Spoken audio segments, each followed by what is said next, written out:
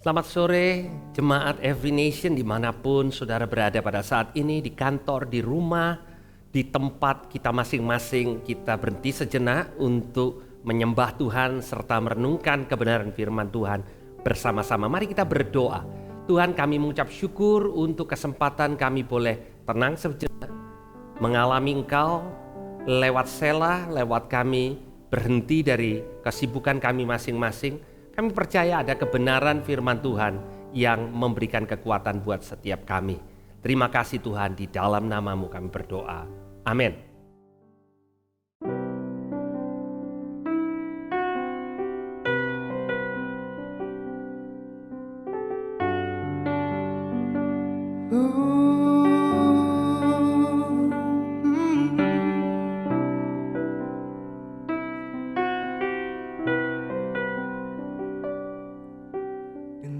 Segenap hati dan jiwaku, ku datang padamu dalam kerinduan. Kasih-Mu yang sanggup mengubahku dan menguatkanku dalam pengharapan.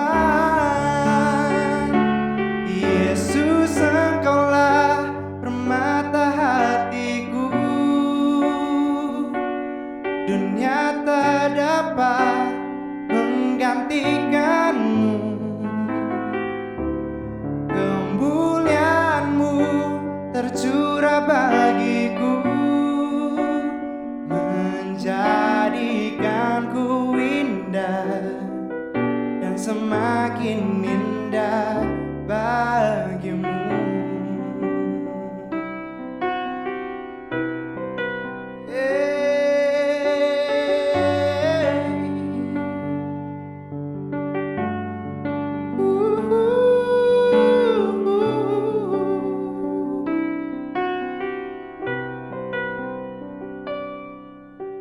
Dengan segenap hati dan jiwaku, ku datang padamu dalam kerinduan. Kasih-Mu yang sanggup mengubahku dan menguatkanku dalam pengharapan.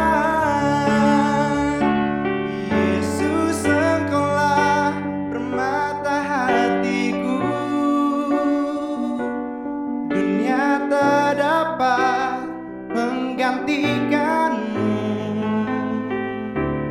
Kemuliaan-Mu tercurah bagiku, menjadikanku indah dan semakin indah bagimu.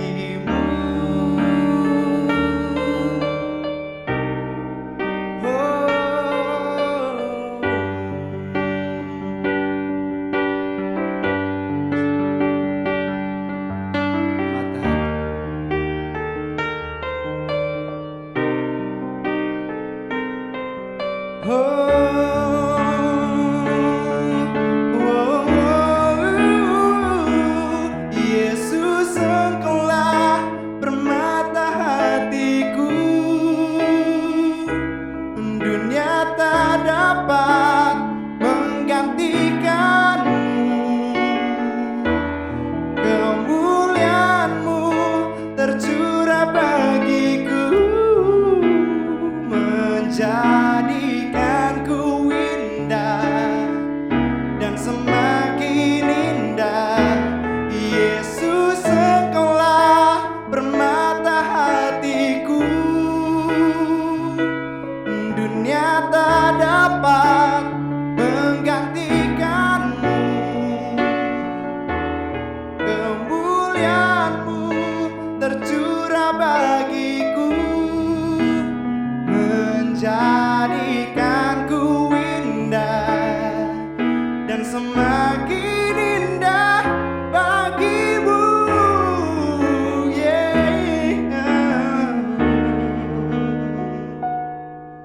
Menjadikanku indah dan semakin indah bagimu.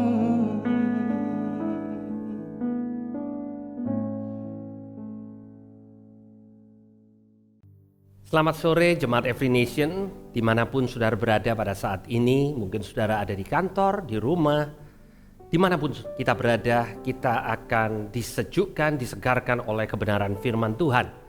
Dan hari ini saya ingin mengajak kita merenungkan tentang kasih Allah. Benar saudara, saya mengajak merenungkan kasih Allah, bukan kasih kita kepada Allah. Mengapa demikian? Karena kasih kita tidak konstan. Kita kadang naik merasa mengasihi Tuhan begitu luar biasa, kadang kita merasa jauh dari Tuhan. Tetapi sesungguhnya kasih Tuhan kepada kita itu konstan, konsisten. Takarannya tidak berubah-ubah. Mengapa saudara? Karena Allah adalah kasih. Allah bukan 99% kasih, tetapi Allah adalah kasih itu sendiri.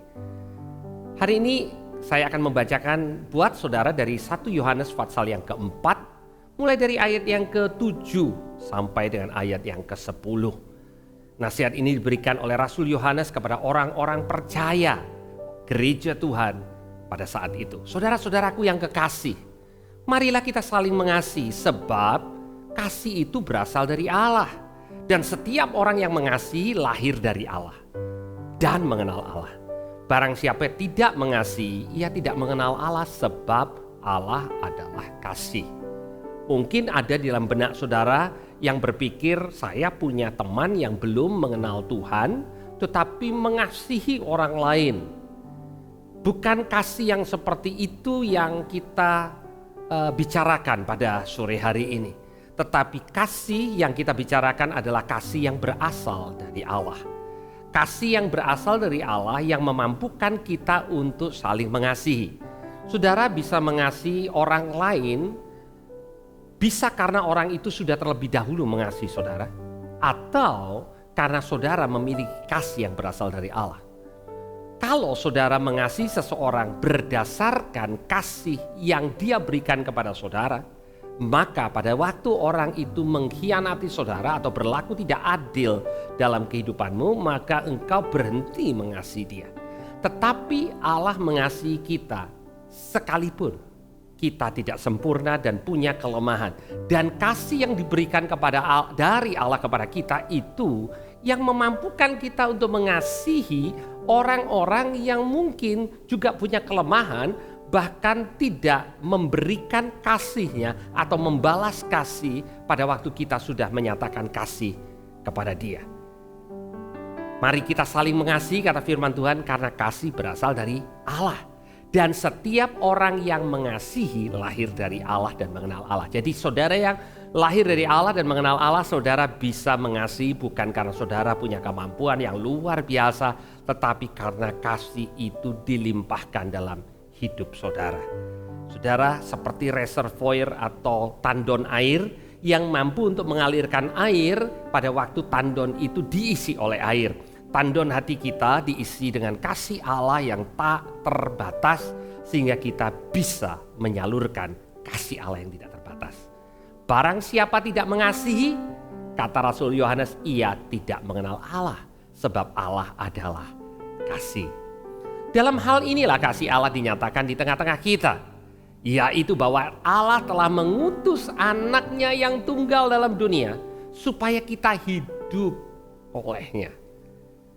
Kasih Allah dinyatakan di tengah-tengah kita lewat kehidupan Kristus yang diberikan kepada kita. Yesus datang ke dunia bukan hanya untuk buat mujizat, bukan hanya untuk ngajar prinsip, tapi untuk mati, menebus dosa kita, dan juga memberikan hidupnya kepada kita. Sehingga dikatakan oleh firman Tuhan ini, supaya kita hidup olehnya, oleh kehidupan Yesus, maka kita jadi hidup. Oleh kasih hidup kasih Kristus yang tinggal di dalam hidup Kristus yang ada dalam kita, kita bisa mengasihi. Dan kemudian ayat firman Tuhan ini dilanjutkan dengan mengatakan, inilah kasih itu. Bukan kita yang telah mengasihi Allah, tetapi Allah yang telah mengasihi kita dan telah mengutus anaknya sebagai pendamaian bagi dosa-dosa kita. Jadi Dengan tegas Rasul Yohanes mengatakan, hei, kalau engkau bisa mengasihi bukan karena ada sumber di dalam hidupmu, yaitu sumber kasih dari dirimu sendiri, tetapi karena Allah telah mengasihi kita. Ya, jadi kasih yang Tuhan berikan dalam kehidupan kita membuat kita bisa merespon kasihnya Tuhan kepada Tuhan dan juga kepada orang-orang lain yang ada di sekeliling kita. Saya lanjutkan, dikatakan kita telah mengenal dan telah percaya akan kasih Allah kepada kita. Allah adalah kasih, dan barang siapa tetap berada di dalam kasih, ia tetap berada di dalam Allah dan Allah di dalam dia. Saudara, pada waktu kehidupan kita melekat kepada sumber kasih itu, secara otomatis maka kita akan memiliki kasih Tuhan. Saudara bisa berada di dalam lingkungan orang percaya, tapi kalau saudara tidak hidup bersama dengan Allah sendiri, berjalan bersama Dia, kita bisa hidup di dalam lingkungan orang percaya dan tetap kekurangan kasih. Saya ibaratkan saudara bisa berada, tinggal, punya rumah di sebelah pembangkit tenaga listrik, tetapi di rumah saudara kekurangan listrik, kekurangan daya. Mengapa demikian? Karena tidak ada kabel aliran listrik yang mengalir di rumah saudara, sekalipun saudara berada dekat dengan sumber pembangkit tenaga listrik. Saudara, kita perlu melekat, kita perlu ada kawat yang mengalirkan kasih Allah itu, yaitu hubungan kita dengan Tuhan. Karena Allah itu kasih, dan kalau kita punya hubungan dengan Allah, maka kasih Allah akan mengalir dengan deras di dalam kehidupan kita. Selanjutnya dikatakan di ayat yang ke-17, dalam hal inilah kasih Allah sempurna di dalam kita, yaitu kalau kita mempunyai keberanian percaya pada hari penghakiman. Karena sama seperti Dia, kita juga ada di dalam dunia ini. Saudara, apa maksudnya? Yang Rasul Yohanes katakan kepada kita adalah bila mana kasih Allah itu sempurna tinggal di dalam kita. Bukan kasih kita sempurna di dalam Tuhan ya. Kita mengasihi Tuhan dengan sempurna, bukan. Tapi kalau kasih Allah itu sempurna di dalam kita, maka kita punya keberanian untuk mempercayai hari penghakiman. Artinya saudara, kalau kasih Allah begitu berlimpah dicurahkan dalam kehidupan kita, maka kita tidak menjadi takut tentang hari penghakiman, akhir zaman, atau pada waktu Tuhan Yesus datang kembali, atau mungkin pada waktu kita dipanggil untuk menghadap kepada Dia, kita tidak menghadap kepada Dia dengan ketakutan. Di sini disebutkan hari penghakiman. Saudara, banyak orang takut untuk menghadap kepada hakim karena takut kepada hukuman. Tetapi bukan demikian dengan kita. Ya, Tuhan adalah hakim yang adil. Tetapi kembali, dasar kita tidak takut atau keberanian percaya kita bukan karena kita tidak memiliki kesalahan apapun, tetapi kita percaya bahwa dosa, pelanggaran, kelemahan kita sudah Dia tanggung. Dan saudara, apa yang Dia sudah tanggung, saudara tidak perlu tanggung kembali. Itu adalah iman percaya orang Kristen. Dan saudara, hari ini kita kembali diingatkan. Yang pertama-tama, kasih Tuhan dilimpahkan dalam kehidupan kita terlebih dahulu. Kita dibenarkan, diampuni saudara. Pelanggaran kita bukan diabaikan, tapi ditanggung oleh Dia. Saudara dan saya disebut anak-anak Allah. Ada pendamaian yang Yesus lakukan dengan mati di atas kayu salib.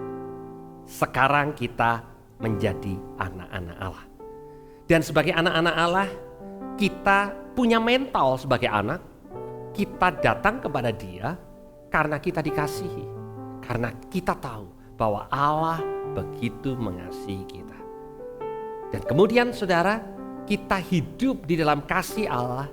Kita berlimpah dalam kasih Allah, sehingga kita juga berlimpah pada waktu sekeliling kita membutuhkan kasih. Tuhan tidak pernah meminta kepada kita untuk menjadi sumber dari kasih. Karena kita terbatas. Tampungan kita terbatas. Tapi kita punya Allah yang adalah kasih. Dan pada waktu kita melekat, apa yang ada pada Allah mengalir kepada kita. Termasuk kasihnya, saudara. Dan itu yang membuat kita yang pertama-tama kita punya keberanian untuk percaya di hari penghakiman nanti. Dan demikian juga kita juga punya sumber kasih yang mengalir kepada kita, yang membuat kita bisa menyalurkan kasih kepada orang yang membutuhkan. Tanpa kita harus ketakutan atau khawatir bahwa kasih itu akan habis. Karena kita selalu berhubungan dengan sumber kasih itu sendiri. Mari kita berdoa. Tuhan, kami mengucap syukur karena kasih-Mu Tuhan. Maka kami hidup di dalam damai sejahtera dan bukan ketakutan. Engkau mengasihi kami dengan kasih yang tidak terbatas. Terima kasih untuk kasih-Mu yang membuat kami bisa hidup untuk mengasihi satu dengan yang lain. Biar kasih-Mu menjadi nyata, supaya dunia juga tahu bahwa kami adalah anak-anak-Mu. Karena kami saling mengasihi. Terima kasih Tuhan, di dalam nama Tuhan Yesus. Amin. Tuhan Yesus memberkati.